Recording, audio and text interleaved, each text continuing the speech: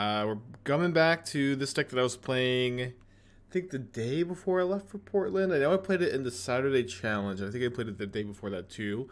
We have 2 trophies with this archetype, although we've been changing a few cards as we go along. I think the big change from the last time we played it on the weekday stream was that we ended up cutting the 4th Traverse for the second Omnath, where there was like enough times that I wanted to traverse for a second Omnath that I wanted to put a second copy in the deck. Obviously pretty happy to draw the first copy naturally. And I also found that naturally, you're drawing your traverses early. You really just don't want to draw 2 copies early, which makes me pretty interested in cutting the 4th copy from the main deck. Besides that, this is a deck I've been liking a lot. I found it to be like very good. Very good. I think it's got a very reasonable matchup spread across the format. Does, I think, struggle a little bit against like the big mana decks, but the sideboard is super nice. You're good against the Yorion versions of the like good stuff piles, which this is, kind of ultimately a good stuff pile. Ooh, no fetch lands. We do have Domain plus Shadow Prophecy. We're on a mulligan, so we're going to keep. Am I ever putting back the second Wrenn and Six here? No, I think I just put back Overgrown Tomb.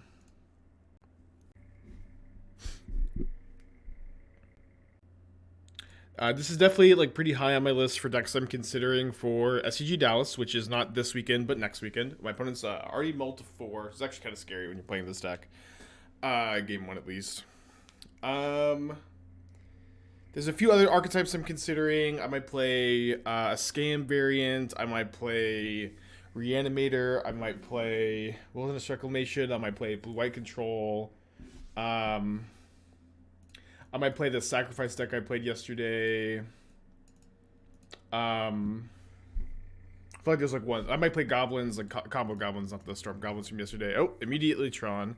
Although they are on a mull to 4. There's maybe a few other decks that I'm considering, but this one certainly feels like one of the front runners at the moment. Just want to throw different Key Scepter. Key Scepter is so fun. Yeah, Bant Coco, of course. So I would say I'm probably considering like close to 10 decks. Close to 10 decks at the moment. But this one feels like one of the ones I really want to play. You know what I mean? The Sacrifice deck from yesterday, I'm also pretty hyped about it. I feel like we built the sideboard in like a much better way, and our win rate with that deck was already really high.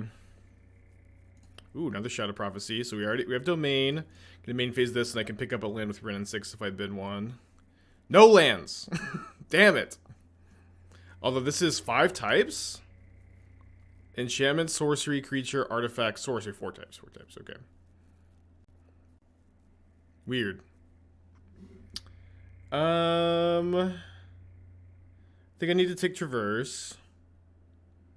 To take Traverse Iteration, Traverse Dress Down, Traverse Bauble. I think I'll Traverse Iteration. Weird start. Do have Delirium. I would prefer to not have to traverse for a land and try to traverse for an Emrakul, because Emrakul feels like the main way I'm going to be able to win from the spot. I mean, surely I'll hit a land off this Shadow Prophecy, right? Oh, you'll hit a land off this Shadow Prophecy. And don't call me Shirley. Okay, there's an Emrakul coming to the hand. Do we just take Emrakul fetch land? So now I have 5 card types, 6 card types off the Windswept Heath. What am I missing? I'm missing a Planeswalker, so I think that's fine. Let me just go ahead and traverse for an Omnath here and pick up this land. Yeah, Emrakul, very expensive card. I actually don't own any yet. I need to put it on order for cards, but I'm actually starting to think like they might not come into the SCG in time, but we'll see. So like I put in a big order of cards for my Magda deck, and then also like all the Dominaria cards I wanted, and I think I just didn't click checkout or something, because the order didn't go through. That was like 2 weeks ago, unfortunately, so we'll figure it out. But Boseiju, I do have I guess I was supposed to get Boseiju, huh? Yeah. Gabroth, 32 months, shook up with the 34. That being said, if I think we'll be able to, this Wrenn and Six, if it dies, or we can ultimate in 2 turns, we're going to be able to cast the Emrakul, which is going to be big game. You can order SCG through pickup location. I guess I could do that. Ooh, Karn Silex means no fetch land activations for me. It's actually really bad.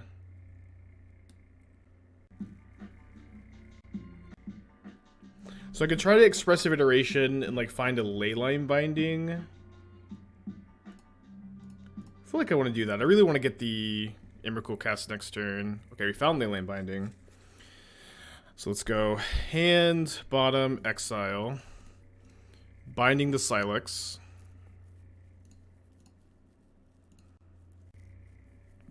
Fury, pitch. I think redundant Omnath. Since if I ultimate this Wrenn, a second Wrenn is pretty valuable. I already have, you have 2 Omnaths in the hand. And then even if they somehow put another Silex in play next turn, which does not seem overly likely, we can well, I guess if I pick up this Windswept Heath, I mean, how are they ever Silexing again? I guess they can just go Karn minus get the Silex from the binding. So actually, yeah, I think I'm not gonna pick the Windswept Heath up. So this way I could Emrakul next turn by ultimating the Wrenn and Six, having 7 card types in the yard, and casting Emrakul for 6 mana. Yeah, or Boseiju or Karn for this. Faith, thank you for the Switch Prime. Appreciate you. Cool start. Jones getting the hype train off the station. I feel like we haven't had. I guess we had a hype train yesterday. Was I supposed to cast Wrenn just up in the yard? I don't think so, because I should be able to either -7 or like, I guess it could get Ugin minus, or but I feel like this line was good. Maybe you're right though. Yeah, we're up to the second Omnath now. There's enough times that I wanted access to the second that we've added it for today. You should try the Dryad. Honestly, accelerates the land drops. It's a situation referred to yesterday. Also beats Blood Moon. Adds 2 types of dies. Yeah, I think the Dryad is interesting. I've been thinking about it.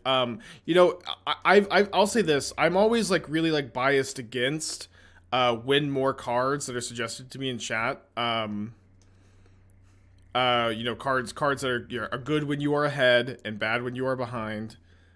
So they got Pithing Needle, unfortunately. And Dryad is definitely, in my opinion, one of those win more cards where you have a lot of resources. You're able to like resolve this 3-mana creature. I don't think it's a bad suggestion, but it is definitely the kind of suggestion I get a lot, and it just feels, you know, usually very common for me to hear something like, Spike, play this card that is good when you're ahead and bad when, you know, you're low on resources and it's a bad top deck. And I'm not saying it's wrong to play. It's just like I get this kind of suggestion all the time, and I'm just like usually pretty hesitant to try a suggestion like that.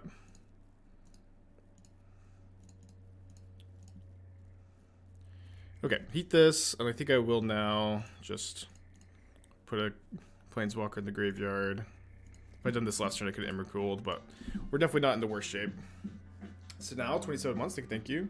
David with the 15. Risen Reef too expensive? I mean, we just don't have enough elementals to want Risen Reef. Okay. I like this being in play if I'm going to Emrakul them. I would assume that they're going to minus on the Omnath. It's good when you're behind, though. It helps when it gets counter-destroyed.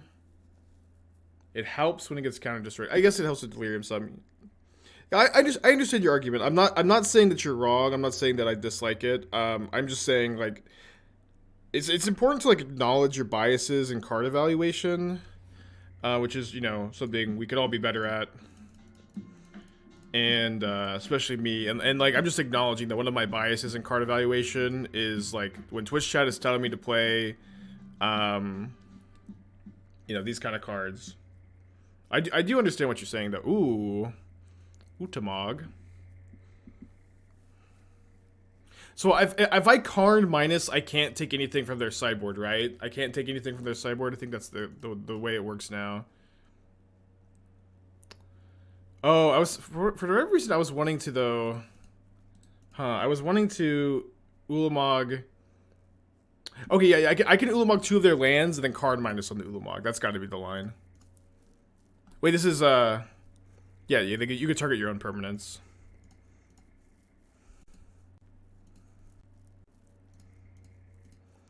Okay, pretty clean turn. You can, but it's a bug. Oh, wow. Okay, well, no bug exploits. Why not blow up Needle over a land? I mean, I could Boseiju the Needle if I want to. And then, like, I really don't want to give them outs to top deck Tron when they have a card the Great Creator. Needle's naming Wrenn and Six, but I think there's a good chance I'm just going to Boseiju the Needle end of turn.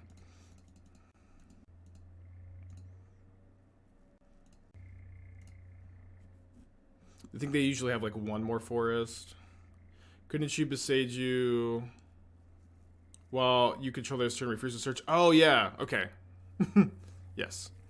Dude, Emrakul is just like the most like misplayed card ever, or like it's just like so often you get like one thing wrong when you play with Emrakul. But yeah, that's I guess another good tool to have in your pocket, huh? I'm gonna be bringing in my Charmaws. Gonna bring in my Lavinia. Invasive Surgery seems somewhat appealing on the draw. It's also definitely true that Fury and Unholy Heat are pretty bad cards. Dress down 2. These are not cards I'm like that interested in. Third Promise In is mostly for the 4-color Omnath and blue-white control matchups, but I might bring it in here. It's probably not that necessary. But we'll see what it looks like. 1 Fury could be okay as a way to be able to traverse for something to answer Card the Great Creator. I think the Surgeries are fine too. Counter Ancient Stirring, Sylvan Scrying. Both very important cards to counter. And we can bring in the third Promised End. This feel like a really important card in the matchup. We could play 1 Unholy Heat, second Fury. We could Chalice on 1, which is actually okay against them. Although turning off my Traverse is probably not correct. Could play 1 Dress Down. Play a Dress Down, I think. Yeah, back to Overgrown Tomb over Zaggoth Triome. We did this for the challenge too, but it's just like the main times you wanted the Zaggoth Triome was like post board against Living End, I found. When you just wanted to have like a lot of blue sources and play at the same time, but like every other situation, I was like, well, I would have preferred to have the Overgrown Tomb. And it's possible I could have fetched better in those games when I did have the Overgrown Tomb, so that's my thought process at least. Geo, thank you for the 5 months, appreciate you. So this hand does not have a Charmaw, but does have Surgery if they're on a Sylvan Scrying or Ancient Stirrings draw, and think is going to be a keep. Gonna shuffle away the third Surgery though, and of course with them being on turn 1 Expedition map, we're not likely to be able to counter something on here on turn 2. Tomato Bisque, thank you for the 11 months, appreciate you. Yeah, I have seen the Cyberpunk anime. I liked it a lot. I liked the game a lot too. I was a big fan.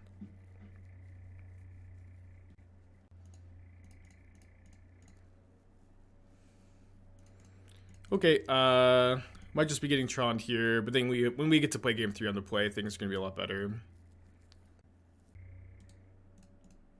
My opponent tutored up Sanctum of Ugin, so just Natty Tron. Wait, I mean, I guess I could draw a Leyline Binding or a Fury.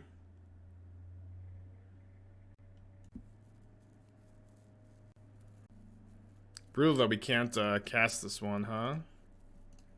We'll play it out. We'll stick it out though. Oh, I have to go to discard though.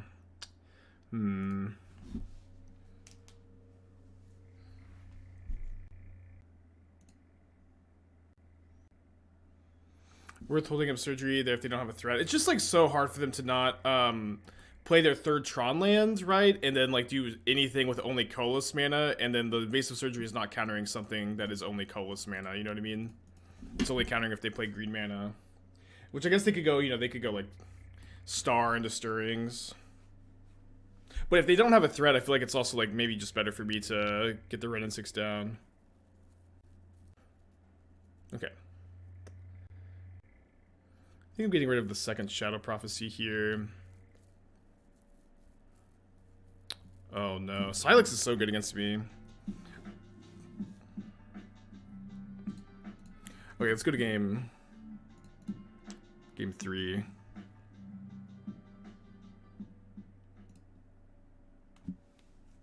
Retro 8 months, thank you. Yeah, drawing over a second Omnath does seem like reasonable. Okay. This hand's fine if they're on a sorcery to get Tron. Not great either. Could try to just mulligan for a Charmaw. We have 3 Charmaws.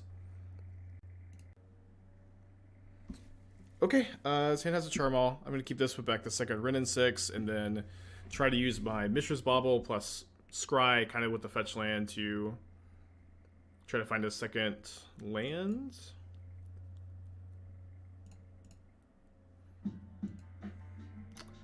Oh man, Traverse is brutal. I think I have to shuffle the Traverse.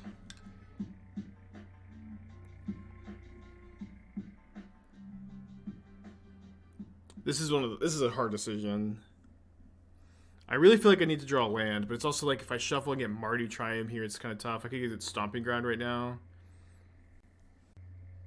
What's Traverse do? Do you want me to read the card? I mean, it gets me my second land.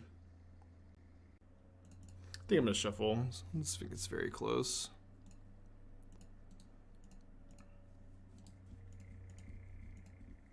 Ooh, it worked out.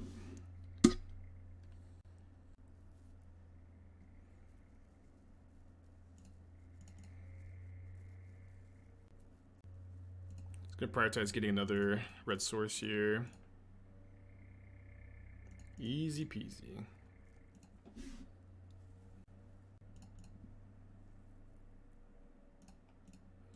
You do the same spot. If you keep Traverse, if you miss 3x. Yeah. Yeah.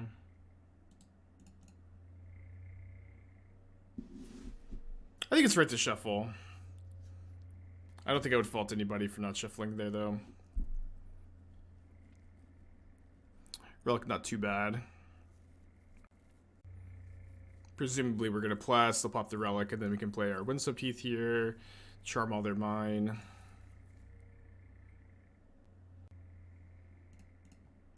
And if they let this happen, that's also fine.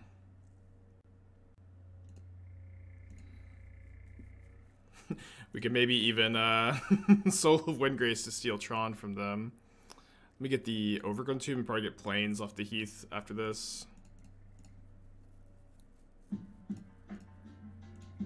Green Linen, thank you for the 2 years. Appreciate you. Welcome back. Morning, Mingu. Hope you're having a good day. Why not Charmaw Forest, then move to next main to see if they pop Relic? The issue with that is I have to crack the Windswept Heath that's in my hand to cast the Charmaw, and then they get to exile both fetch lands instead of just one. Okay, I think I will steal the Urza's Mine for content. I think it seems very unlikely to me that we would ever get to assemble Tron here. But like, on the off chance we do, imagine the likes we'll get on Twitter, which are more valuable than anything. Just think about it. Chromatic Star, not cracking Chromatic Star despite missing a land drop. Go Shadow Prophecy here. I might take this Obsidian Charmaw. I might take this Omnath Locus of Creation too. I think that's correct. I don't know how much it matters really. Oh, okay, good. Okay, good. I can get I can get a tower here. We're now playing a new sub game called Assemble Tron to Soul of Windgrace, and then cast Emrakul to Promised End. Although I guess we could just cast it anyways.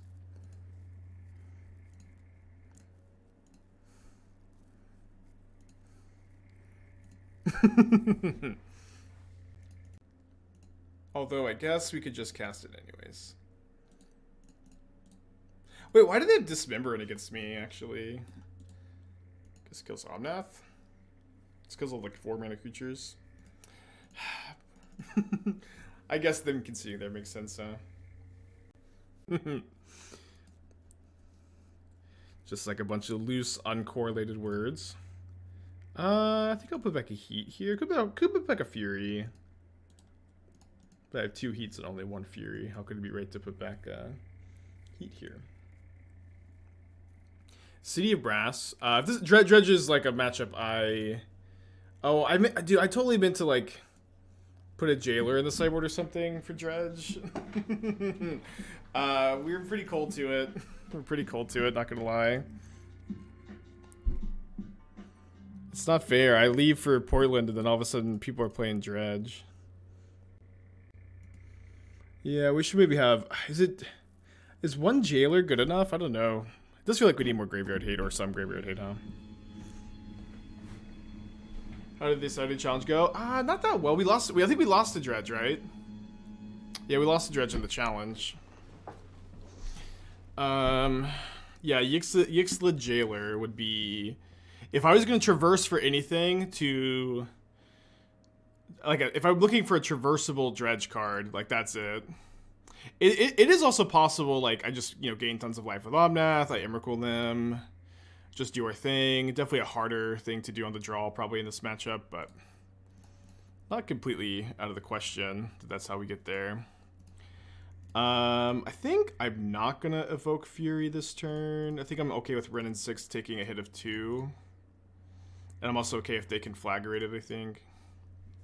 Why not including Yorion? Yeah, so that's a very good question. So the philosophy behind not including Yorion in this list is that this is like the variant. This is a variant of the 5-color pile that can beat the Yorion deck without playing Yorion. So, like, right, I've said this a lot in stream, and this is kind of like the theory, right, where I'm of the opinion that if Yorion was banned, the 4-color Omnath deck would be better. Where right now it's like not very reasonable to not play Yorion because you just scoop the mirror and you don't lose that many percentage points by playing Yorion. But if Yorion were not legal, then all of a sudden the 4-color Omnath deck sideboard would be vastly improved, and you would gain a lot of equity in matchups that you tend to struggle in. Matchups like Tron, Dredge, linear combos. Your sideboard's going to be much better against them, and you're still going to be favored against decks like Murktide, Hammer Time, Blue-White Control, the decks that you naturally beat up on as 4-color Omnath. And it's kind of like the mental misstep thing where, like, right now they play Yorion to beat Yorion. This deck is a bit different, and obviously you wouldn't build it exactly the same way, but the idea here is that this list... hold on, am I getting Steam Vents? I'm gonna lose so much life if I Steam Vent Shadow Prophecy. So I guess I should probably Fury, then do that. I could also just domain 4. That could be correct, so I don't shock you. We'll see what happens. But this version, because you're main decking 2 Emrakuls, all of a sudden, like, you're pretty good against the 4-color Omnath decks while also maintaining that 60-card sideboard is kind of the theory. Jailer weak to Dark Blast, yeah, good point. Could play Containment Priest. Containment Priest makes sense. I like the Containment Priest suggestion a lot. Also good against creativity. I'm sure it comes in a few other spots too. Are they gonna double Ox this turn? Double Ox on turn 4 is pretty busted. They're not, but they do bring back a couple more creatures. I think I'm just gonna Shadow Prophecy for 4. Don't think I can afford another Prophecy.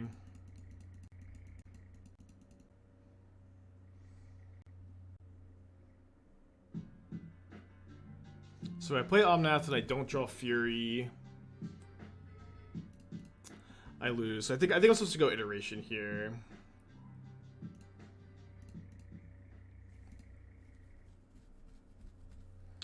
Okay, Iteration, binding this, take 4, then start to try to stabilize with Omnath. And die to one more Creeping Chill. Shy, I think 12 months, appreciate you. Aren't you missing Teferis? My first draft of this deck had Teferis. I actually found it to be kind of awkward on the curve with Shadow Prophecy. Obviously, it's a very... Oh, sorry, I forgot about the Amalgam. Okay, we're just dead then. Obviously, it's a very Time Raveler is a very reasonable card that you can include in your modern deck, but... I did start with it, and I've been winning more after cutting it, and been fine cutting it. Okay, the Engineer is also fine. Kill Narcomoebas, or the 1 Toughness Zombie. Lavinia stops... Conflagrate, or stops big conflagrates. Doesn't stop Ox of Agonis. Doesn't stop Creeping Chill Narcomoeba. Smith, 14 months, thank you. Yeah, if I could guess Heat 2, that would have been nice. I do think our main game plan is going to be disrupt their sorcery enablers, gain a lot of life with Omnath, win with Emrakul. That being said, I think we could probably afford to go down in Emrakul. Down all 4 Unholy Heat. I think Fury is a bit better than Heat, although I might still cut off Fury. Just Down's okay against specifically Ox of Agonis. Yeah, I think I want just one Just Down though. Let's do this. It seems okay. Yeah, I do think I'm pretty into getting a Containment Priest in the sideboard. I think we could potentially cut a Charmaw. We could potentially cut the Aeon's Torn. I guess Mill is probably popular enough for me to still want the Aeon's Torn. We could cut the second Chalice. We could cut the Lavinia. Although I guess the Lavinia is important for the Cask. Yeah, we can't cut the Lavinia actually. Let's go to 5. Okay, pretty good 5, all things considered. Let me put back Breeding Pool Fury, and then go like Mardu Triome Basic Forest here. Could cut Invasive Surgery. I think you really want the 3rd Surgery right now. With like, Scape Shift is a deck I really want to respect. And like what's cool about Scape Shift is they kind of get to dodge a lot of the like Magus of the Moons and a lot of the permission that's good against creativity. Like Flusterstorm is not good against Scape Shift because they just always have the mana to pay. But Surgery gets the Scape Shift, which is really important right now, I feel. I could be like over estimating or overcompensating for that matchup because it is like probably true that is like a deck that's like, you know, really good against mine, and you know it's gonna be good against me even without all the surgeries. But Surgery does feel like a really good way to fight it. Not that it'd be crazy to do that. Well, they brought in Leyline of Sanctity. Well, that's the nice thing about not playing Endurance, I guess.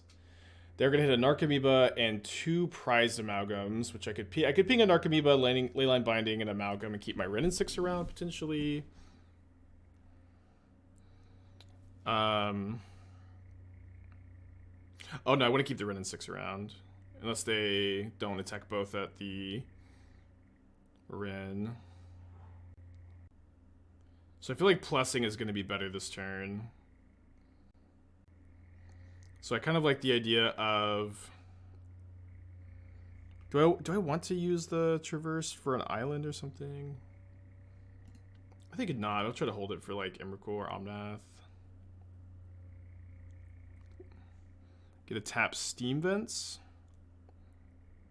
Tap Breeding Pool.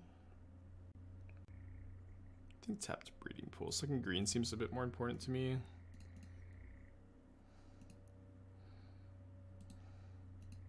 Oh no, sorry, Steam Vents was better. Obviously for casting the Soul of Windgrace. Whoops. I think blue-white's a good choice. I think blue-white... I was really liking blue-white when I was playing it on stream the other day. I didn't play a ton of it, admittedly. I played, like, 1 stream, which was, like, maybe 15 matches, maybe a little less, maybe a little more. But I was really liking it. It's a deck I'm considering for SCG Dallas coming up. It's a deck that I think is good, a deck I like. They have another Cathartic Reunion. SCG Dallas is next weekend.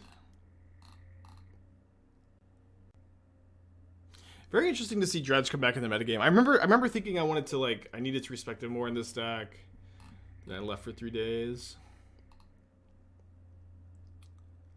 It is very interesting to see like Dredge like popping up again, but you know, like one nice thing about Dredge is like they're like super capable of beating Unlicensed Hearse, which is becoming like one of the more common pieces of graveyard hate.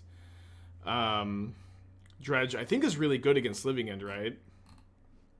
It's really good against 4-color Omnath. It's probably good against Murktide too. White 4 Fury over Solitudes. If you look at the deck, I just don't have nearly enough white cards for Solitude. Oh yeah, it was Crabvine we lost to. That's right. Is it actually good against Living End? I'm pretty sure. You know, it's been a while since I've like seen the matchup in action or anything, but I've definitely been under the impression that Dredge is really good against Living End, right? Do bindings just do the job? Then bindings are nuts. Bindings do cover a lot of bases that Solitude do for sure, but you know, at the very least, with like 6 white cards, like the first Solitude is not good. You have to play, I think, a lot more white cards for Solitude to be a card that I'm interested in playing here. So I think I'm going to go Mardu Triumph into Breeding Pool. Any fetchline combination here is going to let me do that. I'm probably a little bit more likely to fetch a basic forest than I would be a basic island, so I'll play the Flooded Strand first. Yeah, it's definitely a weird matchup.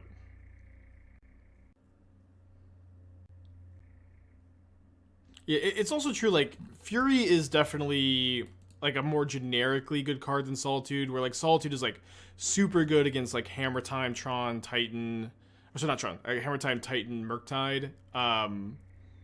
But Fury is like a little bit like less polarizing, and some matchups it's super polarizing, but like it's just kind of more generically good, if that makes sense.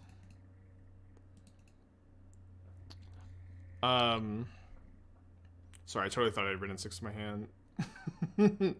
I don't know why I did. I think I'm still gonna fire off the Traverse and hold up the Binding, but sorry. I don't know what Windswept Heath Go is. Could be a lot of different decks, obviously. Yeah, fetch lands are definitely absolutely broken. They've been broken for a long time. And they're just going to get better as time goes on. This could be the Bent Company deck. Stream Deck was wrong, no Heaths. Okay, I was looking at the stream. Someone said the stream deck was wrong earlier, but I looked at it, wasn't sure what was going on. That definitely could be the issue. Heath, I think, is the best fetch land, too. The mana base with these kind of decks always takes a lot of time to work on. I would definitely went through a few different variants. Okay, nothing to play this turn, but I think I'm going to end this matchup prioritizing the ramp with Soul of Windgrace is a pretty big deal. Okay, so this has 4 Flooded Strand, 2... Yeah, but I was on Misty for a little while. Yeah, but Misty is just like... I don't even think I ever streamed with Misty. I think my first draft on stream had the Heaths, but I think my first builds off stream had Misty, which is obviously just a mistake. Ooh, Risen Reef. Okay, interesting. Let's get that Risen Reef off the table and get our Soul of Windgrace on the table.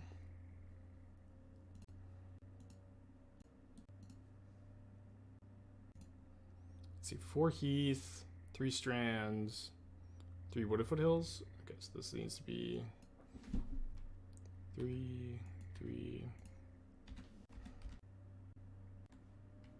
And still there, Windswept Heath.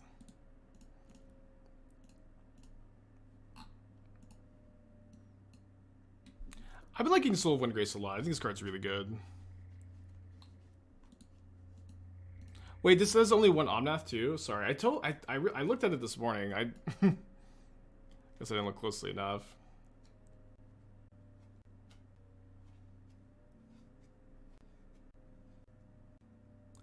I haven't played or looked at Mars' Pandemic. What's the closest playable deck to how Mardu Pyromancer played? Ah, Mardu Pyromancer.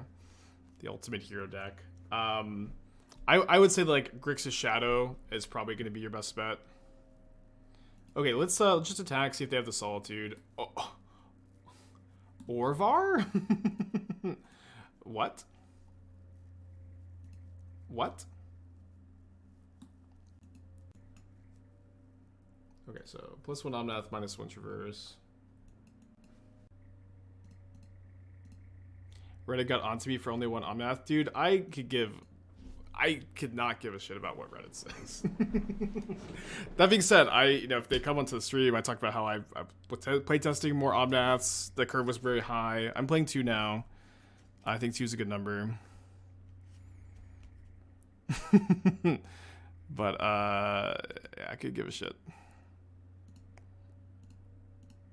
I'm in the middle of an ongoing and continuous war with Reddit. If they had Solitude, they would have Solitude the Soul, right? If they have Solitude, they can save this from the heat. Why are they letting me attack here?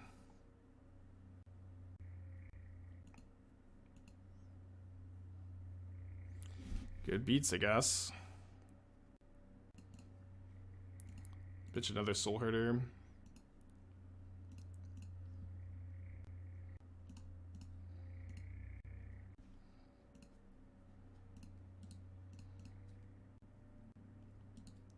So I have 7 lands in play, 4 card types in the yard, so I'm missing 2 mana or 2 types to cast Emrakul. Why are they playing Overgrown? I'm so confused with this card here. Whenever you cast an instant or spell, if it targets one or more permanents, so this copies Ephemerate, that's the meme. And why do they have all these reefs? They don't seem to have that many elementals either. I got Delirium after Heat resolves, which does not kill the Soul Herder. Orvar triggers Reef. Okay. That is something. Okay, so land next turn lets me Emrakul. Great against Archon. That's true, yeah. That's good tech against Archon.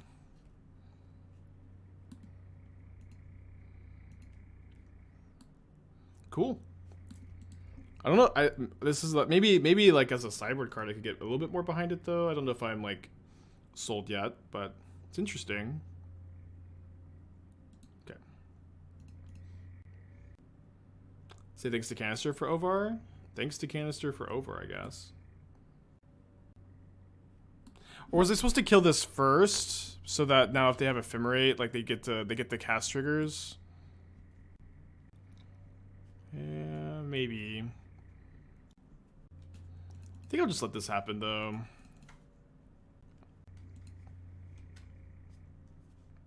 Their clock is going to be really slow. Emrakul, in theory, can swing things back in my favor if I get up to the 1 more mana. I don't think I'm fetching here. 1 more mana, 1 more card type.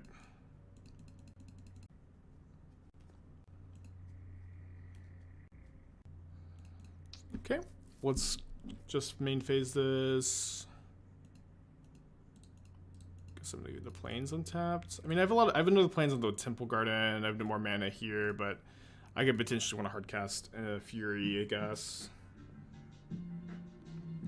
Ooh, Dress Down seems great here. Yeah, I think we just take the 2 spells. I don't think we need any lands since the Bauble and the Heat or Dress Down are gonna let me have Emrakul mana. And Solitude on top is interesting. I think I'm going to cast Dress Down in my instep.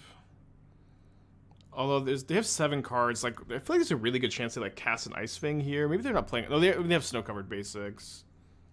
I'm just trying to think if I want them to tap out. Yeah. I think there's like a good chance they cast the Ice Fang or get to Dress Down the Ice Fang. Okay, no Ice Fang. So, but they just have a 1 mana up. I'll cast the Dress Down. If they cast Ephemerate here, they get 2 Risen Reef triggers if I don't respond with Dress Down.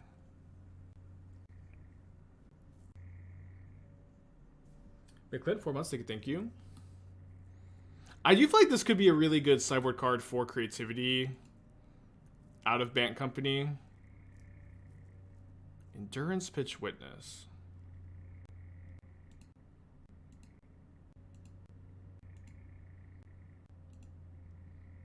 Their Insteps of Solitude doesn't get Emrakul. It still gets Emrakul. They just do it on my instep after the dress down gets sacked. If they want to. Why did they do that? I mean, they did it for the Risen Reef triggers. Definitely pretty good against my exact hand. Omnath is a nice draw. I'm going to Binding the Ovar here so that I'm not taking a ton of damage, or 3 damage, I guess. Which they ephemerate, but for no value. I think that's going to be fine. They also don't get to hit me. We don't accuse opponents of ghosting unless it's like incredibly obvious, which is not very often, and definitely not here. There was some cheating drama in the poker world I was catching up on this morning. Seemed like not super clear cut, but I think kind of likely that it was cheating.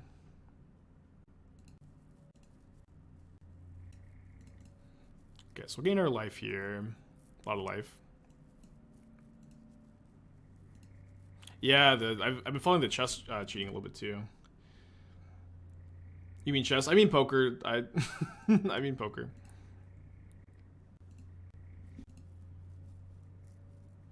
So up to 16. Okay, so we're gonna have 3 types in our yard next turn. 4, 5, 6, 7, 8, 9, 10. So we can Emrakul. We have to fetch shock to Emrakul though.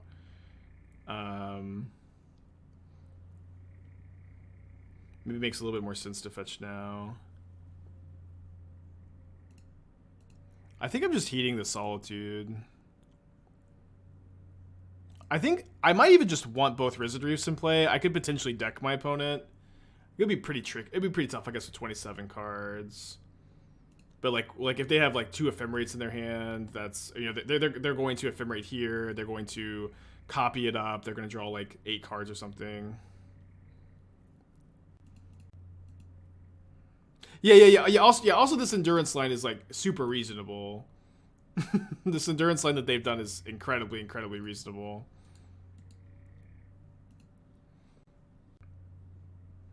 What is the budget option to replace Omnath and all the fetch lands? I'm not sure if that's like a serious question. There's not a budget option to replace Omnath, fetch lands, Wrenn and Six in this deck. It's modern. If you're going to be building these 5-color value piles, you have to have all of those. Okay, picking up Solitude here. Oh, that's a joke. Yeah, I'm not sure. It's funny though.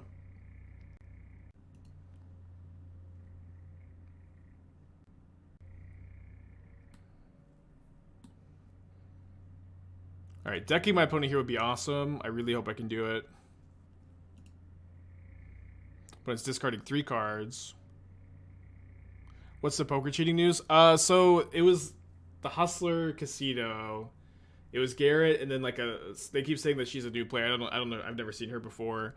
But like he had a open-ended straight flush draw that he was like semi-bluffing with on the turn. He went all in, and then she called with Jack High, Jack High, and no draws to anything.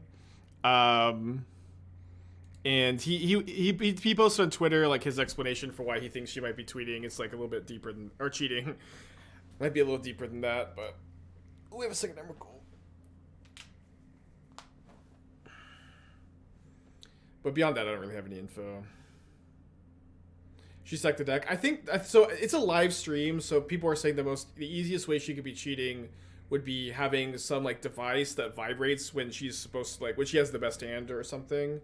That would be the easiest way, but it's obviously like unknown how she's cheating, if she's cheating. But it like I watch a lot of poker. It is like the most ridiculous call I've ever seen in my entire life. It was for like extra $120,000, I think, or something close to that, to call with Jack High. It was ridiculous. She did win though. Yeah, the butt plug meta, huh? They're gonna endurance themselves. Yeah, the chest. I don't know. I don't know what's going on. I just like every other internet user, just like drama and cheating accusations, huh? Yeah, I've also been following the chess scandal, the cheating chess scandal. You know, it's also like for these games, I'm not like familiar enough with. I should be able to deck them, right? Okay, so I ephemerate the reef. I get to create a token of the reef. So I should start with this, right? Or should I start with Glasspool Mimic? Should I go Mimic, Mimic, Ephemerate, Ephemerate? Let's make sure that I have fetchable lands here. Oh wait, hold on. I can just fetch shock and win. No, this is so boring. This is so boring.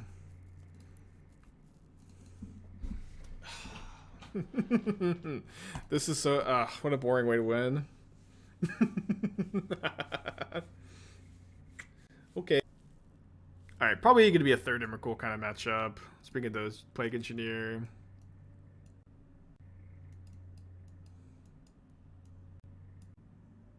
Yeah, and they say fetch lands are broken, huh? Fetch lands are terrible, actually. They're unplayable. I was so excited to just, like, see if I could deck them through, like, literally 30 Risen Reef triggers, and instead we just fetch shock, fetch shock, fetch. Okay, so I think I'm gonna trim the 4th Mishra's Bauble, and I'm not sure what else. I do think I want all the Emrakuls. I could cut a Shadow Prophecy on the draw. I could cut a Leyline Binding. Lavinia just stops Rebound. It's kind of narrow. I guess it stops the Evoke. Okay, it seems okay. Do a little trimming.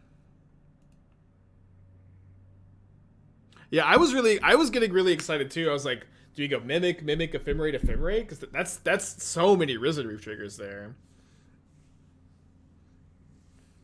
Yeah, I think we could have won that way too. But I mean, obviously, like, I'm not going to waste my opponent's time and your time. Not just, you know, fetch shocking a couple times. Okay, let's keep this. So I can get Overgrown Tomb.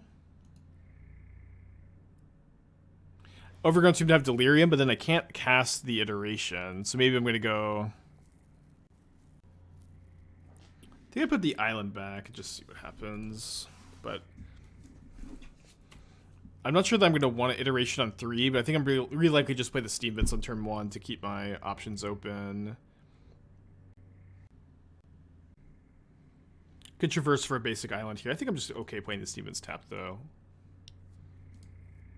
Go Triome into Vince. The problem with... I only have... I cut the Zoggoth Triome. I end up cutting the Zoggoth Triome for the Overgrown Tomb again. It just has mattered more that like second black source has been untapped. And it's like really tough to play a third untapped black source or third black land, I think, in the list. But yeah, if I had Zoggoth Triome, that's pretty easy. But I only have the Mardu one. So here I do think I'm going to go Overgrown Tomb, Traverse for Island. What's up? It's me, your friend Aspiring Spike.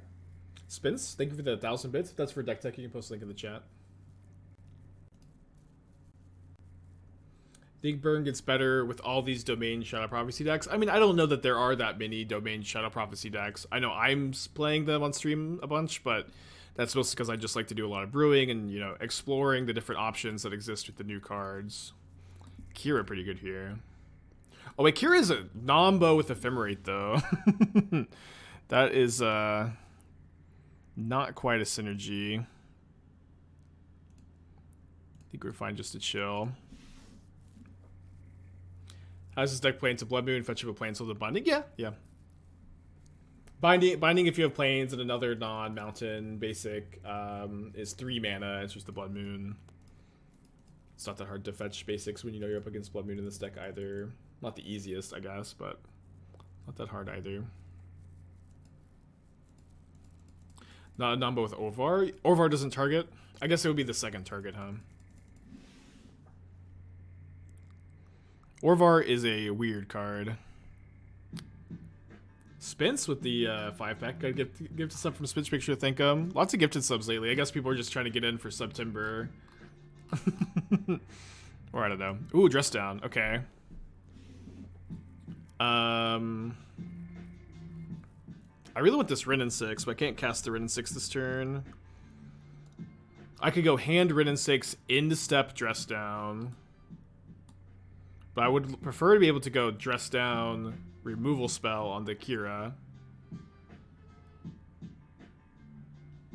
Chainer, the 1 month. Thank you, thank you.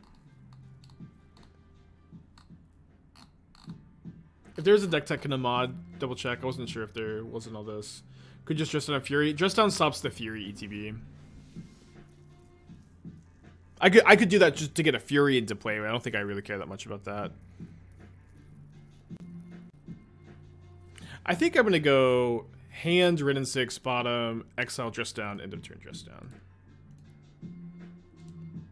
Wait, hold on. Does this until this turn? Okay, okay. Because there's one variant of this kind of effect recently.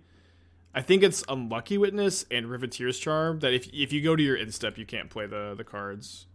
It's like definitely Riveteer's Charm.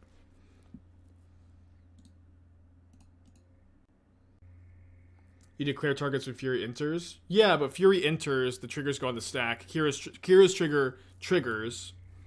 So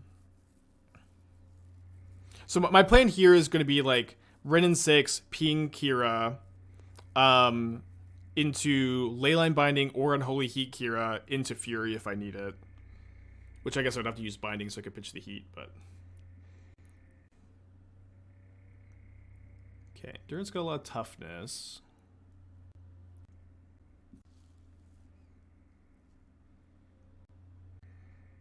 They're a better line. I still feel like Wrenn and Six ping, Plains, Binding, Fury, kill Reef, Ice Fang is good. I lose my Wrenn and Six though. Maybe I'm trying to hardcast Fury next turn. Maybe I just get rid of the Kira this turn, take 5. Well, hardcast Fury I guess is not that good because I have to shock. I go down to 3. Tough turn, tough game. I could go... Okay, am I going to get Delirium also? I get Delirium. I will have a Planeswalker creature instant. I'm missing a type. I think that this has to be the line. I think you just have to go Wrenn and Six. Ping the Kira. Binding the Kira. And then I guess I have to cast a Heat next turn to get Delirium, but I mean I guess I could have shocked. But if I shock here, my life total is like already so perilous. Not sure, tough spot. Yeah, I think it's more important to kill the Reef than to kill the Endurance. Like this is like 1 less damage. But like, you know, getting the Risen Reef off the table feels like a really important thing to me. They can kill my Wrenn and Six either way. Seismic, 17 months, thank you. Greyhound, 10 months. I went to watch your daily video this morning. This private clicking will be back up later. I don't know, I'm sure it will be. My editor is, you know, takes care of all the YouTube uploads. I'm sure it will be, or I'm sure that there will be more content on the channel at some point. Okay. Kira back online, huh? So I guess I'm just supposed to go Heat, Traverse for an Omnath, cast an Omnath.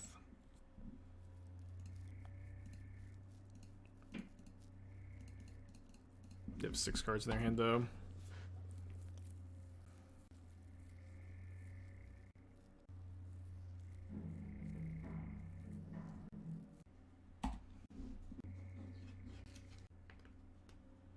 Solitude Pitch Soul Herder.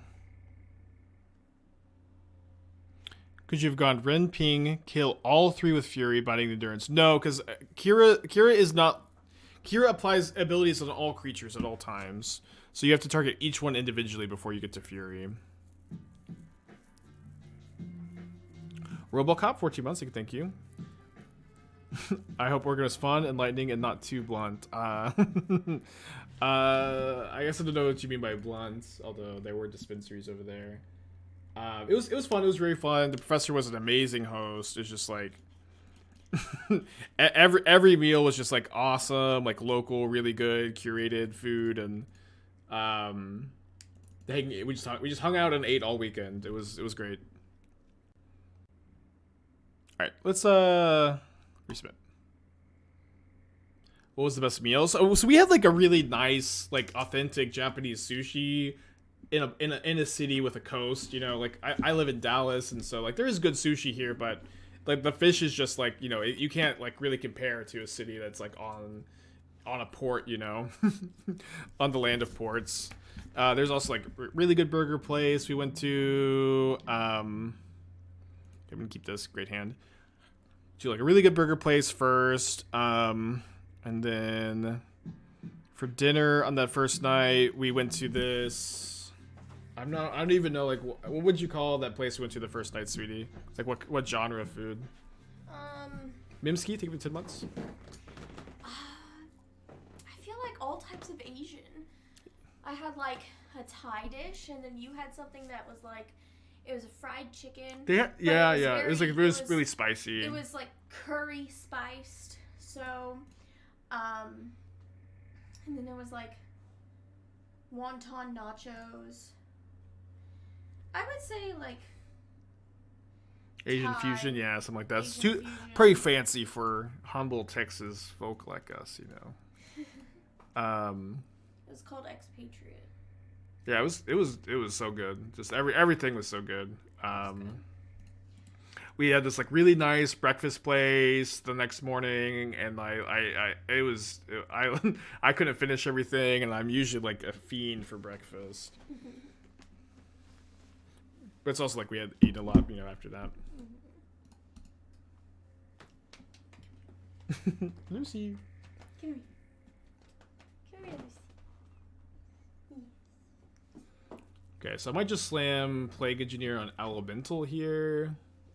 Could be better to wait, just Shadow Prophecy. I do have Domain. I think I'm cool to wait. Let's get a Plains. Come on. You can do it. Come on. You can do it. It's just like, I don't know how. I don't know how. Help me, mommy.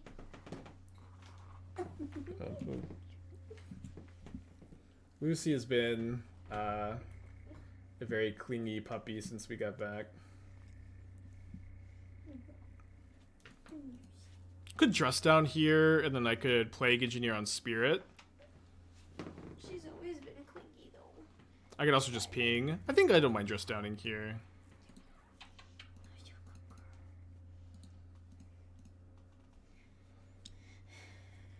And maybe just like play the Soul of Windgrace, get some ramp going. Sushi restaurant name? I maybe Esther remembers. Esther's way better at that kind of stuff. Like remembering what our environment is like and experiences that we had. Okay, so they're gonna Solitude their own I don't remember Wall the of restaurant's name. Omens. I remember the other ones. The breakfast place was called Tin Shed.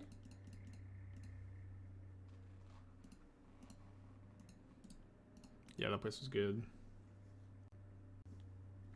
Does he embiggen from Infinity gives Inkmoth Nexus +5/+5 for 1 mana. Okay, so okay, here's something about Infinity. Okay, so the cards with acorns are not legal in Legacy. The cards with like regular symbols at the bottom are legal. What about the like so the commons and uncommons that have no symbol, those are also just all legal in Legacy? I guess I would assume so. Embiggen is legal, okay.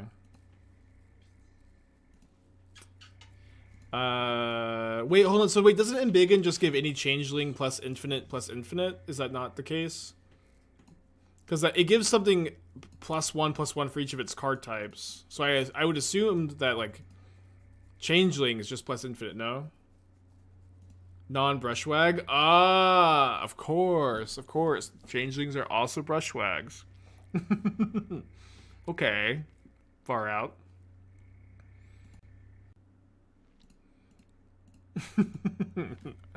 It's fun. It's like a funny fix. Okay, that's a fun card. Her tail goes.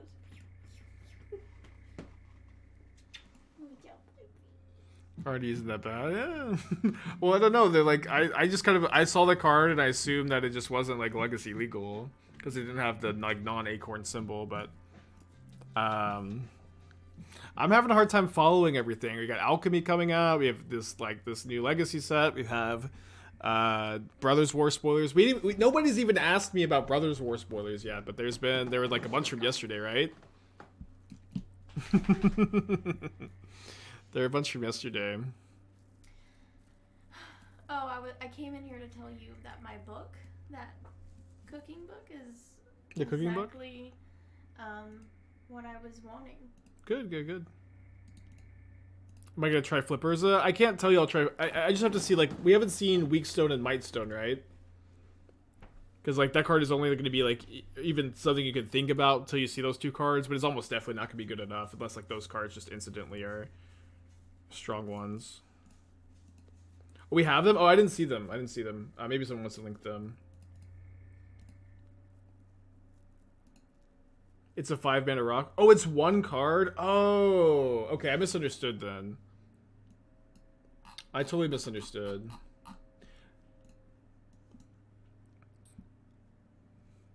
If you own both control Urza Lord Protector and an artifact, they might start being said. Okay, so I thought that these were separate cards, and I thought that you fused both of them together, and they turned into this. They turned into the Mightstone and the Weakstone.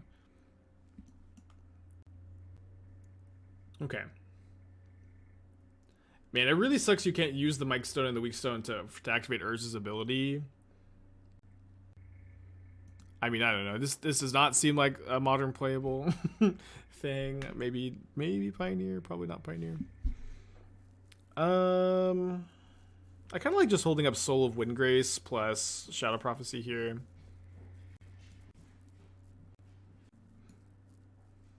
Aggressively EDH, yeah, for sure.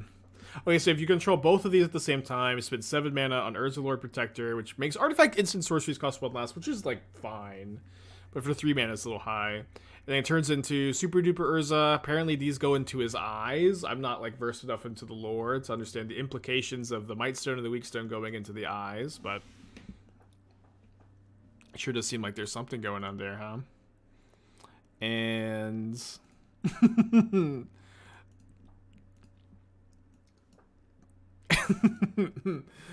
you get to activate 2 of these abilities. Artifact instant sorceries cost 2 less. You gain 2 life.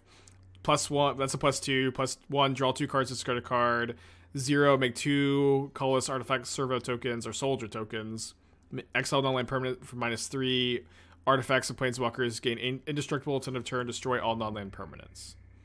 Which are all 3 pretty good abilities. I think I don't need the second iteration here. I mean, we're just super ahead, but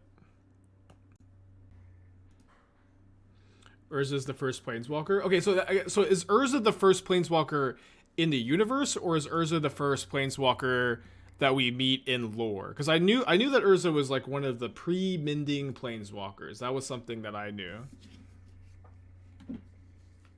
You can use that mana? It says you can't. I thought you said you can't use it for non-artifact spells. Why can you use it on the... Dude, it's all pretend. Right. It's not a spell. Oh wait. It's better then. You can't use it to cast non-artifact spells. Okay. Far out. Okay, 3 card types. Could be a little short here, I guess. I mean, okay, I can Fury for another card type. I don't have exactly enough, actually. It's Emrakul.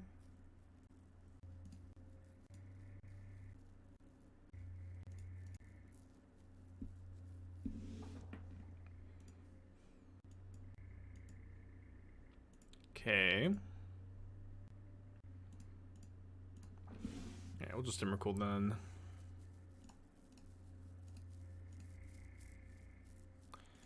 Urza is the first to meet Yamath killed a planeswalker thousands of years before Urza was born.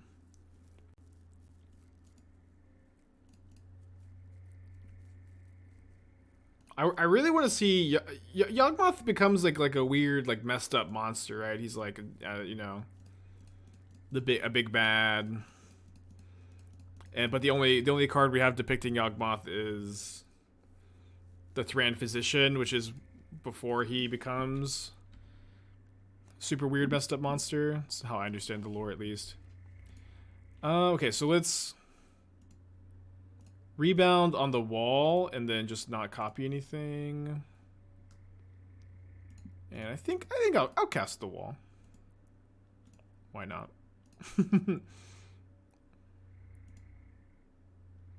Okay, now I can go.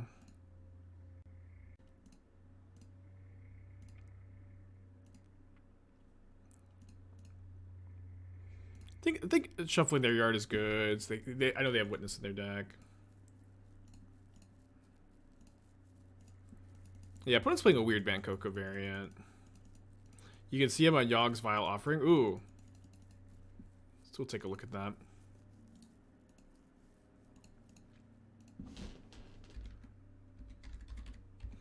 Because like everything I know about like the lore has just been told to me by friends and like people at FNM. I don't really. I've read a few like Magic articles. This is Yawgmoth, or is this Yawgmoth? Probably the big weird. He's a wall. He became a building. I could become anything, even like this weird fleshy building. Okay, well I'm gonna be the first to say it. Yawgmoth has no drip. It's just two monocolor. Two monocolor. No drip at all. Tacky. Tacky even.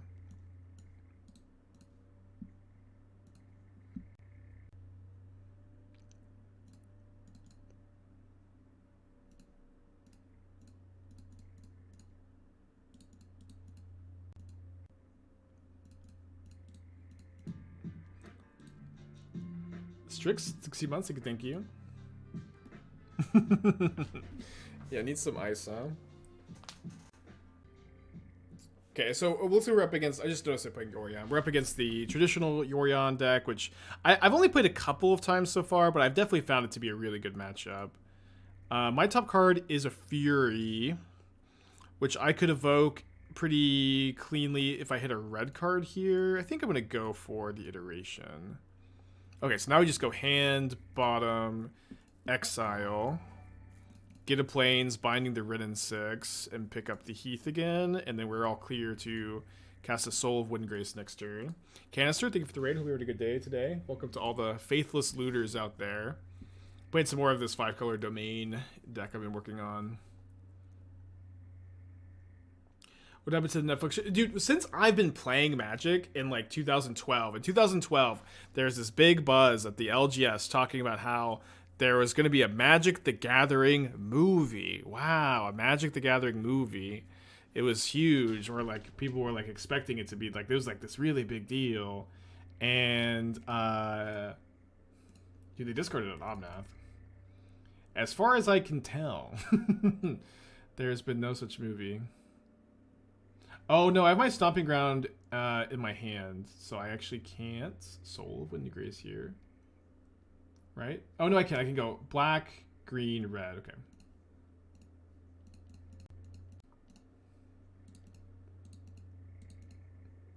Sorry, not blue. I'm just used to always tapping Breeding Pool for blue.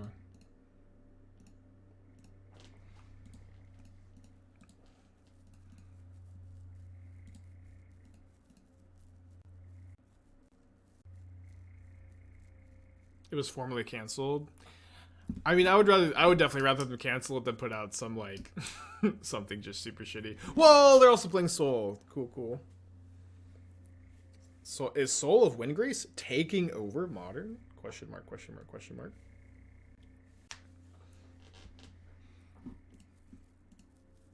As a general rule of thumb, if you ever see a video that's like, is this doing this? And in the context of Magic, is this card broken? Is this card taking over the format? The answer is almost always no. The answer is almost exclusively no. Okay, so I'm going to attack my opponent here because I'm going to be able to trigger Omnath for the 3rd time with the Soul of Windgrace to kill the Wrenn and Six. Pretty good draw, huh?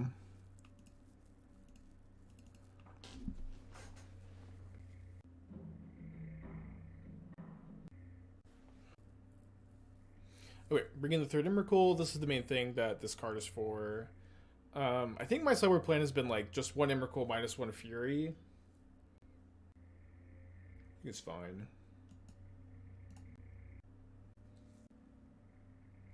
Yeah, I agree. It is inevitable for there's a new show. I feel like Magic is like, it's kind of like anime in the sense that a lot of anime is goofy and full of like too much exposition and is like not written super duper well, but like in anime you're like very often watching it as a translation, right? So it's easy to like look past those issues with that are like awkward and clunky because there's just like it's translated, so you have like a degree of separation from that kind of clunky exposition heavy mediocre writing or medium writing, mid writing perhaps I should say.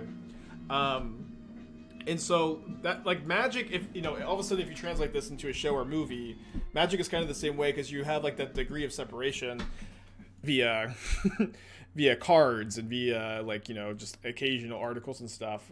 But I don't know. I'm sure that you could do a good show or a good movie and have good writing, but I feel like that's something, you know, it'd be hard to do. It's often as bad as Japanese. Yeah, I'm just saying, like, whenever you're watching something, whenever something is like has awkward writing or is exposition heavy, it's just easier to like forgive it or easier to ignore it when something is, you know, full of exposition. Or sorry, when something is translated, because you don't hear the clunkiness in the writing, you know what I mean? Not that there's not good anime, and not that there's not good Magic lore. Scott, 11 months, thank you. Have I missed Teferi? So my very first drafts of this deck had like 3 or 4 Teferis. I found it to be like very awkward on the curve with Shadow Prophecy. You could, obviously, Teferi Time Raveler is a pretty stinking good card. You could definitely play it, but I haven't really missed it either. We have a lot of hate in the sideboard for the Cascade decks. Obviously, some equity against them game 1. We have Ice? Wow, I haven't seen Ice in like just like regular 4-color Omnath. Are they Rhino somehow? No, they had Wrenn and Six last game. Interesting.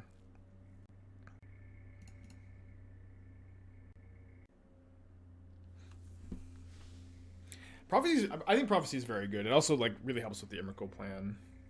Am I going to the RCQ Saturday? No, I have a baby shower to attend. I gave them a long complaint. Hey, Saturdays are days where real people with jobs play Magic tournaments. This is very selfish of you to expect me to attend. And they weren't really very sympathetic to that. I think I'm going to go Shadow Prophecy and try to find Delirium to heat the Wrenn. So if I let either Iteration or Binding go to the graveyard, I have Delirium. I think I'm pretty partial to let the Binding go to the yard. Because it's just kind of hard to get an enchantment in the graveyard. Now we have 5 card types for Emrakul. I think I'm also double queuing the Pioneer RCQ tonight with D&D, but we'll see.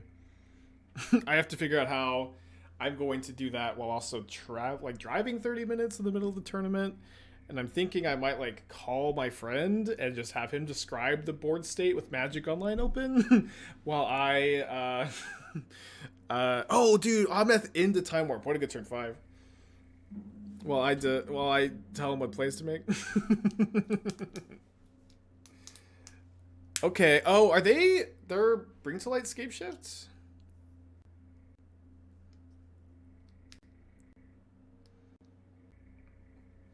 Am I going back to Mono Black? I think I know what I'm playing. I think I'm not going to say. We'll see. We'll see. I might change my mind. Felix, 7 months. Thank you. Play Prowess when fast. Not a bad idea. No, don't ice me again. Literally, don't ice me again. Okay. Dude, I can't even Wrenn and Six. Okay, I think I should be iterationing here to start off. Okay. No lands is pretty bad for me, but...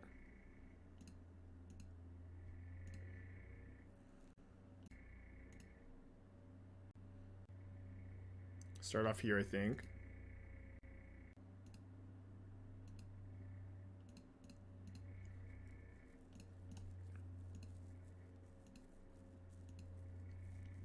Yeah, I agree, Guacamole. I was thinking like, so I took a trip to Portland earlier this week, and I like left that trip thinking I wanted to have some more hedge against Dredge with the stack, and then I forgot that I wanted that. But yeah, I think a Containment Priest is the best option. Obviously helps against creativity too. Seems like a good option. We'll be doing that for the next league at minimum. Maybe doing a bit more. So if they have a fetchable untapped black source, they can give their Soul of Windgrace indestructible if their last card is a land, which is like a lot of things that have to go wrong here.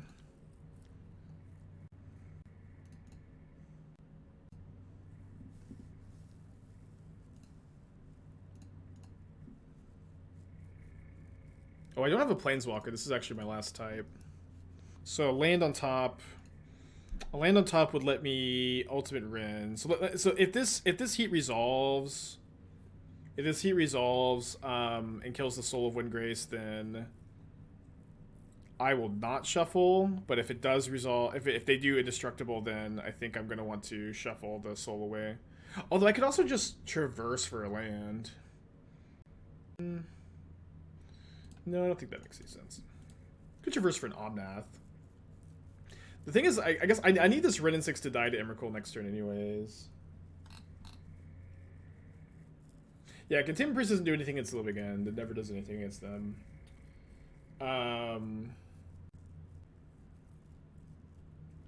Yeah, I do think a Containment Priest is a good option.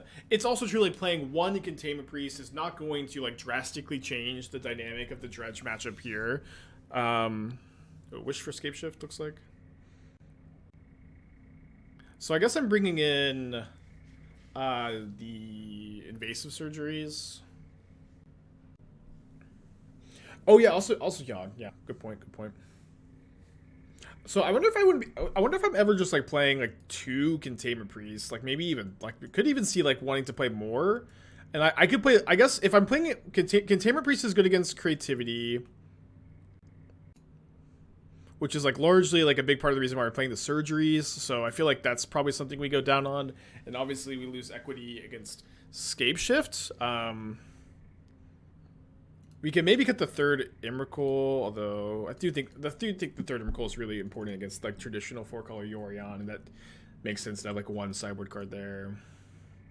Could get the Kataki, I think. The artifact matchups have been pretty good. I think Kataki is pretty cuttable. Could cut the Plague Engineer too. Okay, so we'll bring in the surgeries. I think we're going down to dress down. Down to 2 Furies? Dude, Emrakul's so good if they have Scape Shift in hand. Good old-fashioned Teague. You could play Teague. Teague's kind of fragile. You could play Teague. I really like Hello Moonlight over Priest. Well, the thing about Priest is that it's a lot better against Dredge because it stays in play. And it's tutorable with Traverse, too. But you could play some copies of Moonlight over Traverse, but I don't know. Like, Priest is, like, way better against Dredge. Okay, I'm going to keep this. We have 4 looks at a land. What time is the Pioneer RCQ? I think it was like 7 hours after I started the stream. So it's currently 5 hours, 30 minutes from now, so 11. Is it 4 p.m.? Okay, there's a land.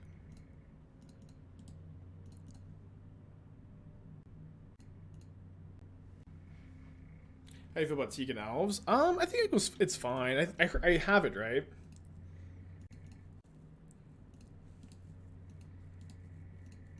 You know, the elf side, like, you know, the Court of Calling elf sideboard that I have, you have like a ton of flexibility. If like one thing ends up, you know, looking a lot better than other options, it's pretty easy to swap in for like whatever hate bear you need for any given weekend or whatever. Yeah. So the RCQs on Magic Online this weekend qualify for Atlanta or whatever like this season's RCQ are. Although the one that's local to me this weekend is not. Not that I'm playing in that anyways. Like, what did this baby ever do for me, huh?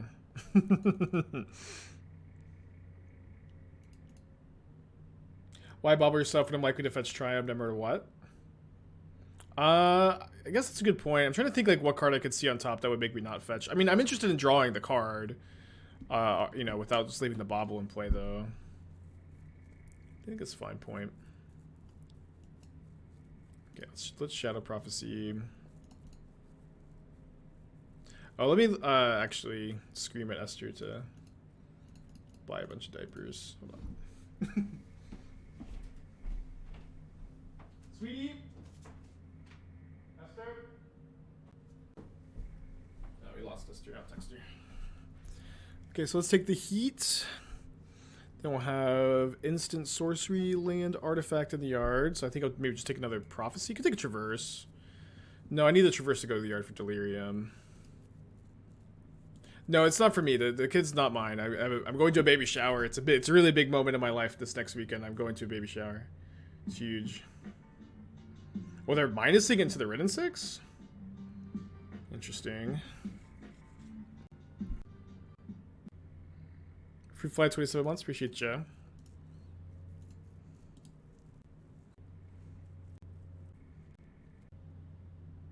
If we consider Fury for Bolt or Ending for Giganta, no, Fury is way too important. I put my first draft of this deck had no Evoker incarnations, but you just need them.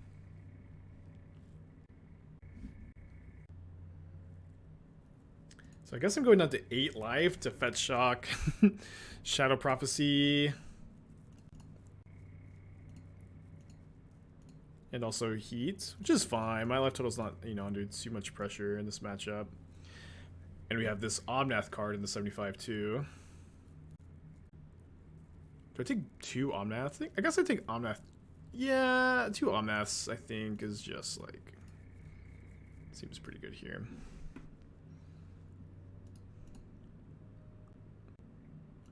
Oh, I don't have another fetchable blue source off the Heath though, right?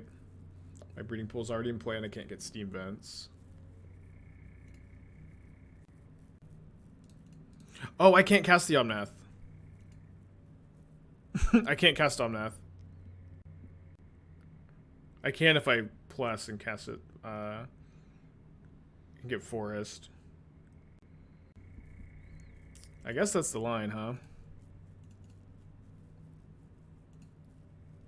Does feel a bit bad not to have any interaction up, but it is what it is. Could probably ditch an iteration here. Yeah, I should have got Stomping Ground over Sacred Foundry. So no Omnath this turn, which is huge. Oh, they also needed to fetch first, okay. But they can't capitalize on the Omnath mana. It's kind of funny that we both had that same little stumble there.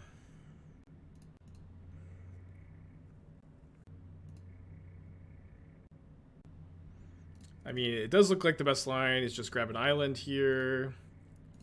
Fury there, Omnath. Hold up my mana.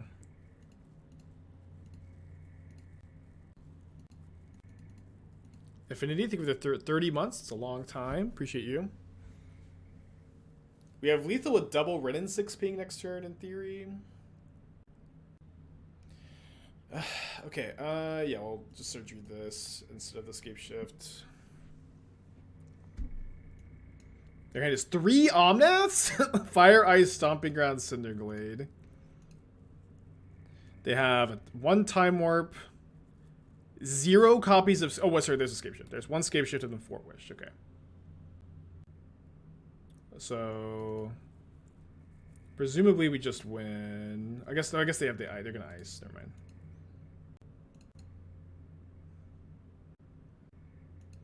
Don't really think I'm going to need another binding this game. So Ice the Fury.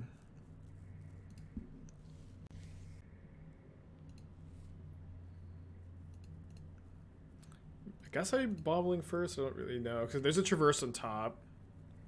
I have 6 card types, so I can go Traverse, Iteration, Traverse, and then I'll have Fetch, 8 mana to easily cast a Emrakul, which is currently costing me 7. Okay. Oh, well, that works too.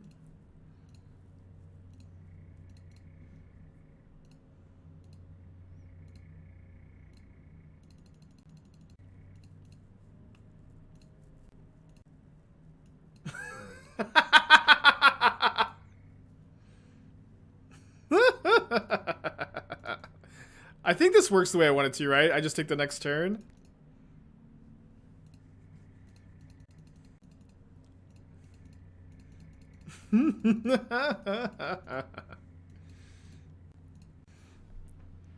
What? Is that how that's supposed to work? Extra turns go in order? I guess so.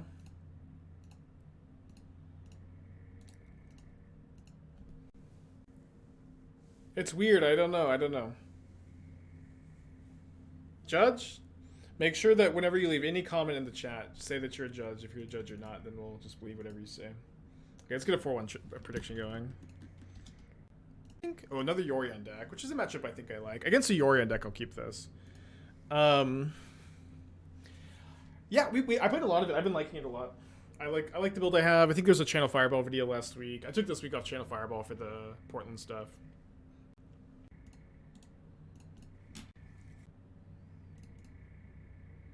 So your index is just the same 6-card Omnath Shell with your additional 20-card Plan B, like Omnath with Rhinos, Omnath Bring to Light, Omnath Returns, Omnath More Elementals. I'm trying to figure out what you're asking. So are your index just the same 6-card Omnath Shell with your additional 20-card Plan B, like Omnath with Rhinos, Omnath Bring to Light, Omnath Returns? Yeah, kind of. Yes, to some extent. Like, the Omnath decks all play kind of the same package of Wrenn and Six, Omnath, Teferi, their removal, Abundant Growth, their removal spells of choice. I guess the Rhinos versions don't play Abundant Growth, but it's also true, like, you know, two decks having 20 card differences when we're talking about the 4-color Omnath variants. Like, 20 cards, even in an 80 card deck, is an insane degree of differences. It's not like that's like a small change, but. Yeah, yes, the good stuff pile is a modern play, the pile of all the good stuff, you know what I mean? You're going to watch Reed, Legacy Elves Artist Duke. Yeah, watching Reed on Elves is just like watching a painter paint, you know?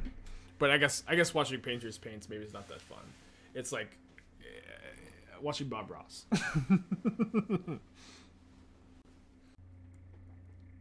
Reed is a really good painter, yeah. I wouldn't be surprised if Reed was like fantastic artist in addition to fantastic Magic player, in addition to fantastic person.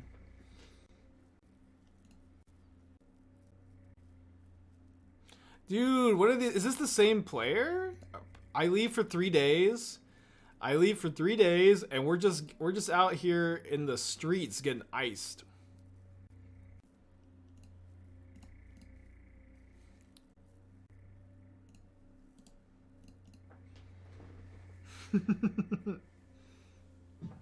Ragnar 60 months. Yeah, watching Tom play Infect is always a big treat. Watching Brian Kibler do creature combat.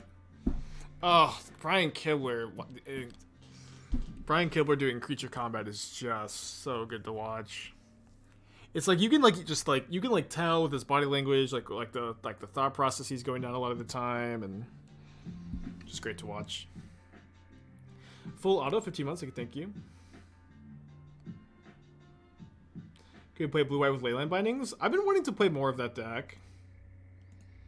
We had a really good run with it the other day. Now I will say I haven't played much since that stream, or any blue white since that stream, but I was really liking it. However, I kept hearing on other people's streams yesterday, blue white is in a bad spot. It's in a bad spot right now, but I was really liking it.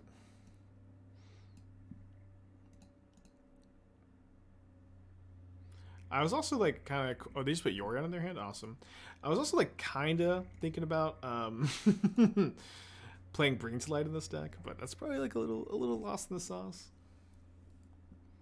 Did it make you give it like C tier? I can't remember, something like that. It's definitely possible for me to just like run well with a deck on a stream and like think that it's doing a bit better than it is.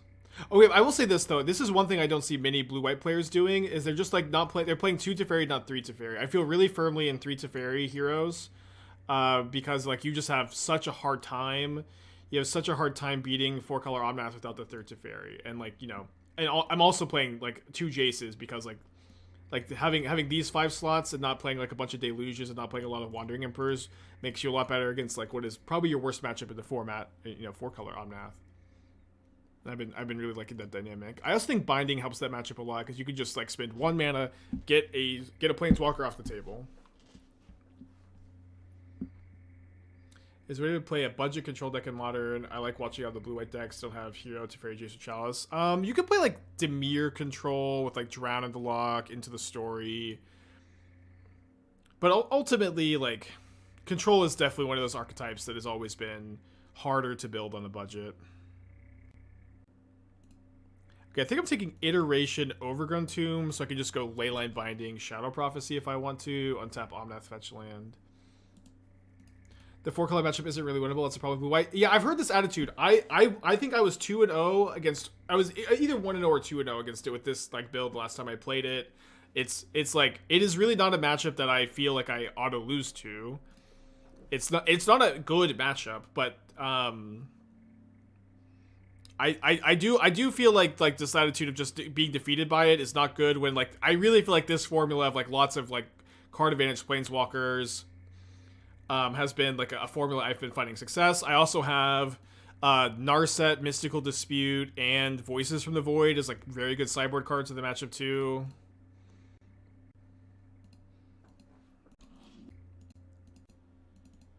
Yeah, I agree. That, yeah, since they've moved away from Risen Reef, and the Cavern builds, the matchup has definitely gotten better. 2 means no Omnath. I guess I suppose it does. Maybe that's fine though. 5 mana available sorcery. Yeah, I guess so, huh? I don't know. You could play other sideboard cards besides Voices. I was still like playtesting it, but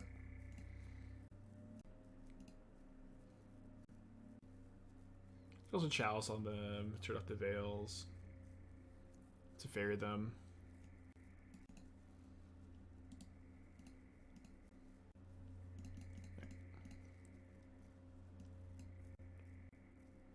So I'm taking at least 1 Fury.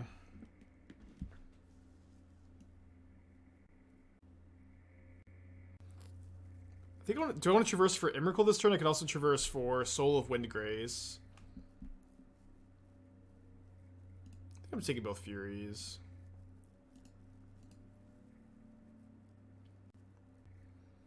Set up for Omnath next turn. You go evoke Fury, pitch either Iteration or Fury. Probably Fury, kill Omnath, traverse for Soul of Windgrace, get a land, take 4 in the air.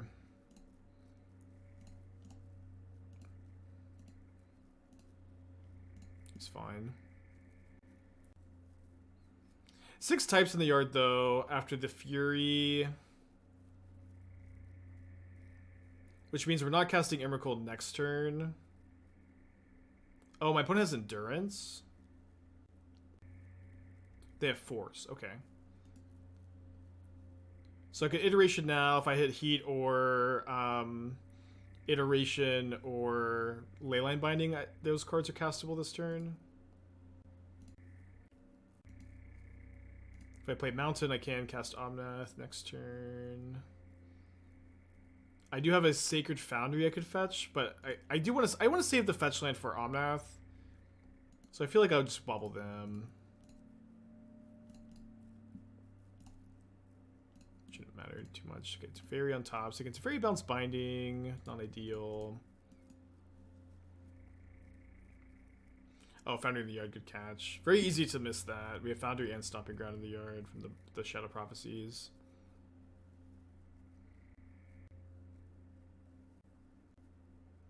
That Force was somewhat unexpected. They're playing both Force and Fire Ice, which is interesting. Shocks and Stomping Ground. Oh, Suspense Footfalls. I think that because I just played against a different 4-color Omnath deck that was playing Fire Ice, my brain got a little thrown off, but I guess I was supposed to read that they were on Rhinos like a lot sooner than this. But we just played against a 4-color Omnath deck with Fire Ice, so I was just like, all my preconceived notions went out the window.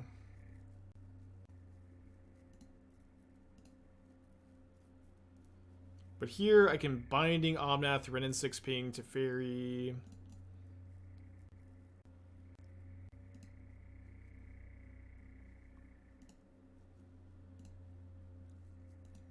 Deck for Esp.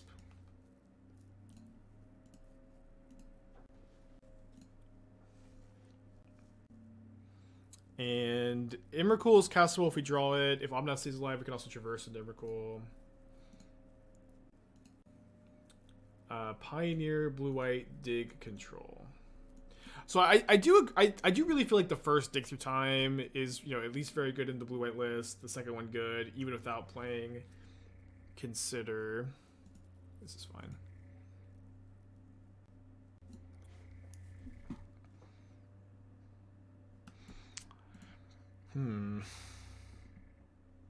Feels really tough to like sell me on not playing the full 4 Supreme Verdict in the main deck of Blue, White, and Pioneer right now.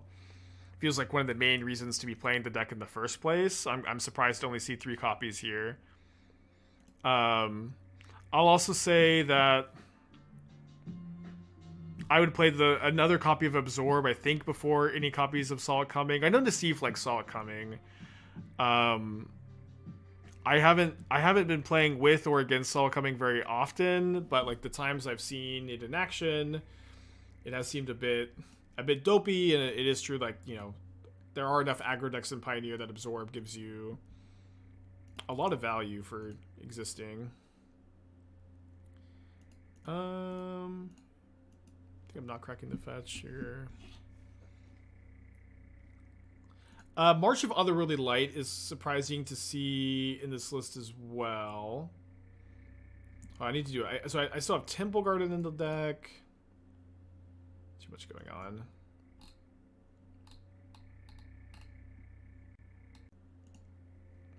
I still have Temple Garden. I still have... I think I still have Steam Vents.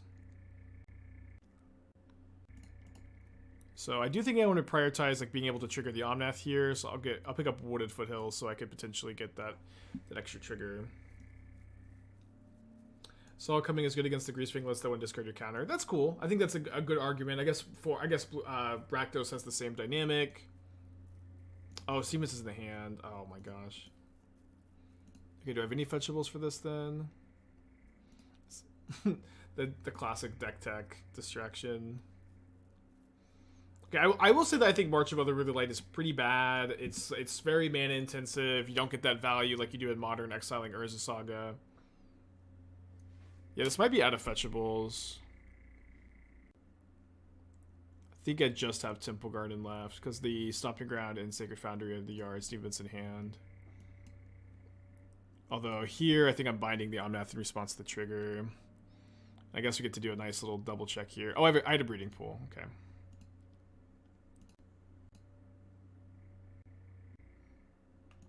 Yeah, I feel like I'd be maxing out on... Like, I would cut the Marches, max out on Verdict, max out on Portable Hole. I also like Leyline Binding is really, really good, and I've been really. This is probably not something you want to do in blue-white control. This is probably something you want to do in like Bring to Light Shell. But I am wondering, just like with the presence of like Triomes and Shocklands, like how easy is it to enable Delirium and Pioneer, and what does like the mana base building look like? I don't think it's something you want to do here, but I do think that if you're building a control deck in, say, a Fire Ice, might be fine to just like take this trade. They're not cycling Fire Ice. I can cast Emrakul if I draw it anyways. This could be a bluff some percentage of the time. They've already used 2 Fire Ices in their 80 card deck. I'd probably play the 4th hero of Dominaria too in Pioneer. And then I would maybe like the 4th hero over the 3rd Dig Through Time, and maybe not play Consider. Maybe get an extra Detention Sphere in the deck. The D-Sphere could be good. Want to see if there's any instant speed interaction that beats Greasefang and for 2 mana in Modern or in Pioneer, but I don't know that there actually is. Binding is the new Shredder of the set. I'm not sure exactly if like that's exactly how I would describe it, but it is very good. It's the best card from the set. Like Shredder was the best card from Dominaria or Capenna, I think. Divine Smite. Oh, I think you could also like maybe like main deck Rest in Peace, like 1 Rest in Peace in your blue-white list and not play Dig Through Time. If that permanent's Black Exile, yeah, not really main deckable, but maybe the sideboard.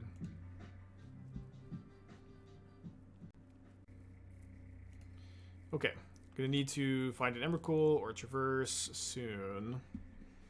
We're at 24 life. They did have the Dead Gone for the Omnath.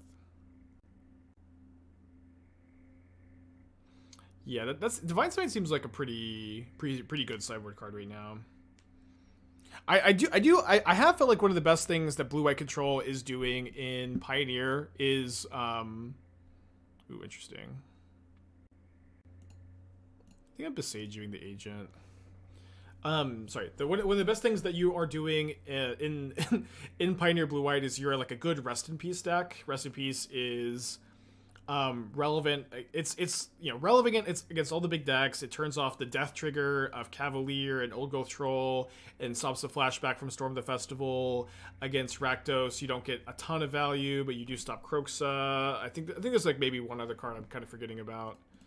But you do stop Kroxa, and it's very good against Greasefang, very good against the Izzet decks, and so I think like main decking the first Rest in Peace seems like pretty reasonable in blue-white. 2 Rest in Peace if you feel like the metagame is like a little bit more gung-ho for Greasefang. The point was to play Dig, and there's too much graveyard look about it. Yeah, that's like, so this is kind of the thing too. Like, if the point is to play Dig, but I'm just telling you that I think like being a better Rest in Peace deck is probably like the better option, or at least that would be my interpretation.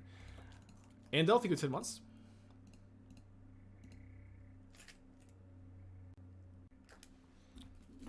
Blue, White, and Pioneer is also really tough to build. I've done it. I've tried it a few times. I also kind of feel like the Wandering Emperor is like overrated there too. It's not like, certainly not an embarrassing card to register, but it is definitely not a card that I like love either.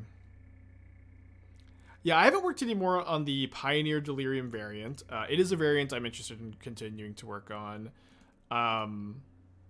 I'm a little stuck with it because I just feel like you need like maybe not artifacts, but like at least planeswalkers to have 6 types, and I don't know like exactly what planeswalkers we're putting in there. They don't work that well with the Bring to Lights. The numbers are weird, but I am interested in continuing to work on it. The mana base is also like a total nightmare for that archetype too.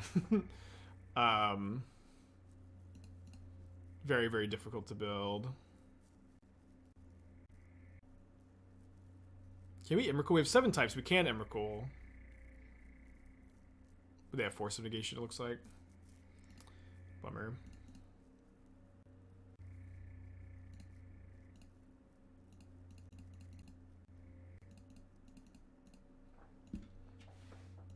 So these are coming down 2 turns. Long game 1.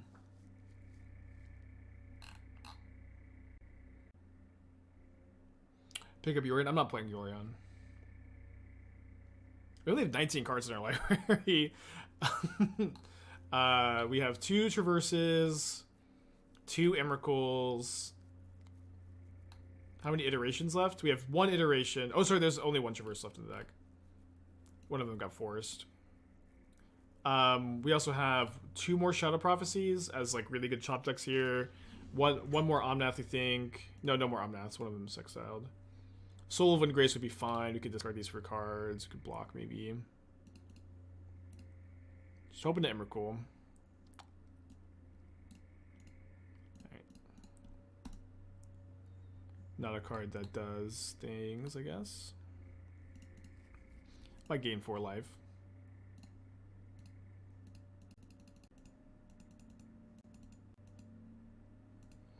Emrakul at this point might not work. Emrakul, I could have declined to cast the Rhinos here, I think, right? Oh, no, you can't decline the Suspend. You can decline Cascade. I always get that one mixed up. Might have been too late anyways.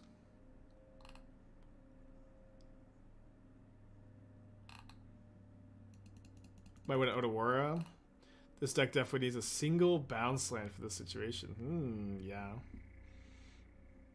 I would rather have a single expansion explosion for this situation. I don't know. I mean, we get super flooded like this. It's pretty easy to talk about utility lands, but in your domain deck, it's kind of tough to justify too many of them.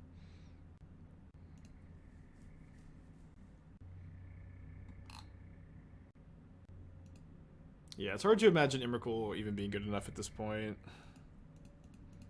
We got 4 life points. Okay, game 2. Long game 1.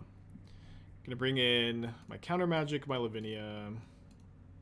I might also bring in an extra Emrakul Promised End. I'm gonna cut the dress downs. I think I'm cutting the Heats and the 4th Fury. Leave it, play 4 Binding, 3 Fury. When I'm bringing in the Chalices, I think I'm also interested in cutting like at least 2 Baubles. Then you can probably bring in the 3rd Emrakul here. I think the 3rd Emrakul is fine against the Yorion version of Rhinos. Against the like regular version, they're probably not bringing it in. Single Borrower. No beats. Gift us up to Kane. Thank you, no beats. Let me. I think I'm gonna play at least 2 Containment Priests for the next league. Maybe even 3. Priest seems really good. But I think the Plague Engineer is pretty cuttable. It seems like maybe some of the hype around the Tribal decks is dying. Those are your good matchups anyways. The Kataki's pretty cuttable too. Okay, mulligan this. Keep this hand and we put back Fury, I think.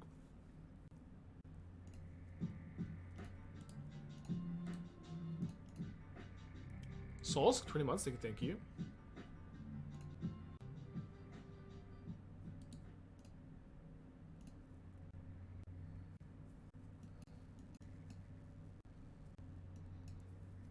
Cool to see Containment Priest. Like, I don't know. I haven't registered this card in a long time. Notably, the only blue fetchable off of Windswept Heath is Breeding Pool. You have Steam Vents for your other 2 fetch lands. So that could be a good case for keeping... And Island, obviously, a Flooded Strand. So that could be a good case for keeping the Flooded Strand to have 2 counters up at the same time here. I think that's worthwhile. Like, if they go into turn Violent Outburst, untap, we're pretty toast. Although we're also, like, so soft. It's a Fairy Time Raveler here. Oh, yeah, Priest with Leyline Binding. That is actually kind of interesting. I think I'm probably down to cut the 2nd Chalice, too. Maybe not. Maybe cut the 3rd Charmaw. At least until these Dredge players go away. Which could be any day now, right? Do they have the Charmaw Scion? I feel like Scion's not that common in the 80 card version, but you know, maybe it should be more common. Just ice.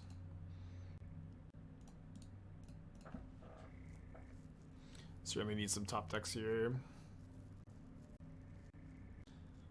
The 4th Heat for Windswept Heath, really digging it. I think that's fine. You know, this is, you know, in any of these like 4 or 5 color value piles, like any small changes are going to be totally reasonable. It's kind of hard to go wrong. A lot of stuff. Okay, that could. We're still missing a type after these even to cast that, but we got time. I think the long game definitely favors us. We need an iteration or a Shadow Prophecy at some point, or an Omnath or Soul of Windgrace. I think I'm probably gonna get like Sacred Foundry Island, or maybe Sacred Foundry Steam Vents. I guess if I do an end of turn, I have the Flusterstorm up. I don't need to worry about much. We'll see if they have Violent Outburst end of turn here. Notably, my opponent's on like a little over 9 minutes, so this could absolutely be a game where they end up timing out. Looks like Violent Outburst could be Endurance.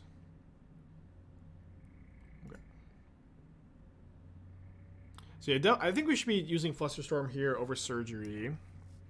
Since this way, if they have Force of Negation and another Cascade spell, they're not going to be able to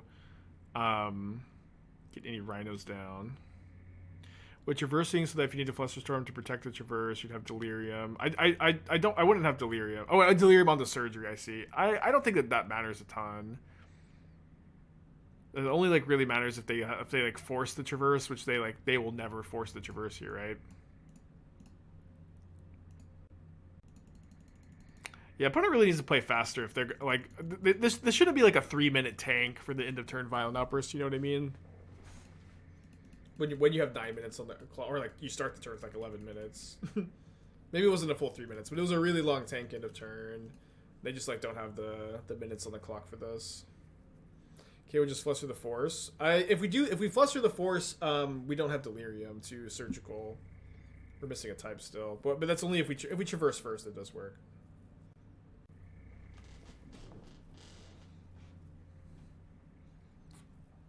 We're going to have an Agent in play. We'll get to Surgery, counter the next Footfalls.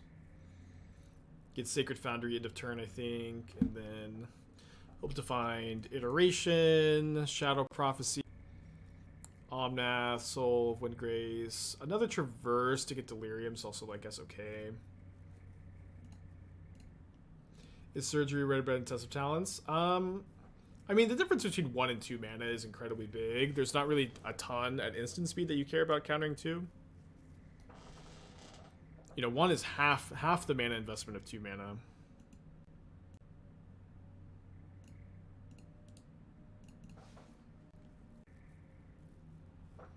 Steam Vents, huh? Less than ideal.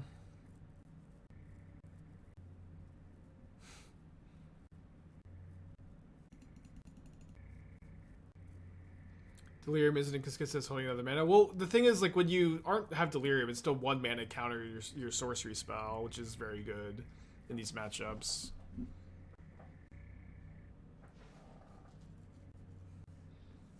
Yeah, these moments where you have like no resources in hand and you're like just dying for your next top deck and your opponent's like taking a long time on their turns. It's like some of the worst feelings in Magic. You know, to just draw land, pass. Yeah, I mean, I don't think it would be crazy to play Test of Talents, obviously, but it's just, you know, all these like sideboard decisions are just like very small, minute changes. Oh, yeah, Lucy back. Welcome back, Lucy.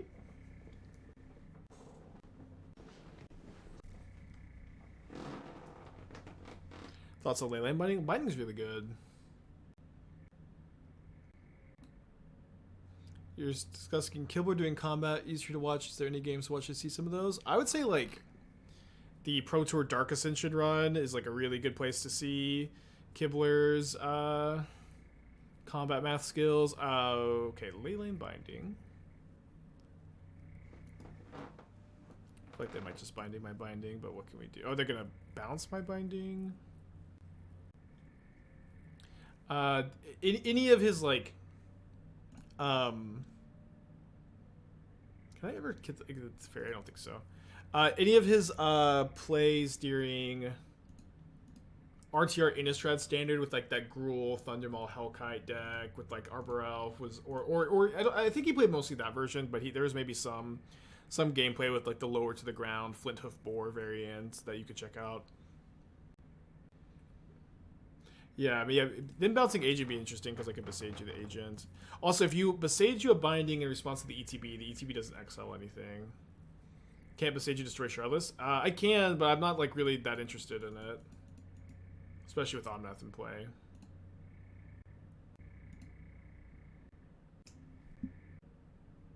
Yeah, we only have 3 types in the... I would be casting this Traverse if we had another type in the yard.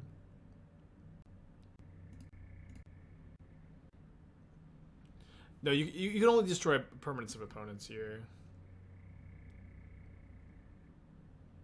If you kill the Chalice, they only have Omnath. I'm not sure what the point is. Omnath is a lot. I feel like I just can't imagine killing Chalice is a big priority with Boseiju here, where Boseiju can answer a Leyline Binding, Boseiju can kill Chalice in response to Teferi Bounce. Oh, that's the joke. I see. Kibler Finkel match at PT Honolulu. First Magic cover, watch Kulu Blue Way. That was Pro Tour Dark Ascension, right? I remember he's got like the delay. Yeah, that was also like the first like competitive Magic I ever watched, and I was also just like stunned by it. It was awesome.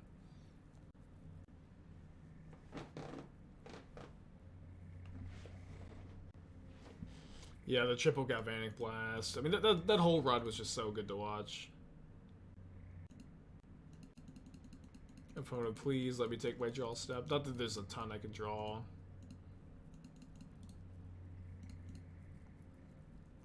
They have 7 cards in their hand too. Okay, so I can go Traverse, but then I can't Omnath because I've used 2 green mana. Rough stuff. Let's do one more with this deck though, with the Containment Priest in the sideboard.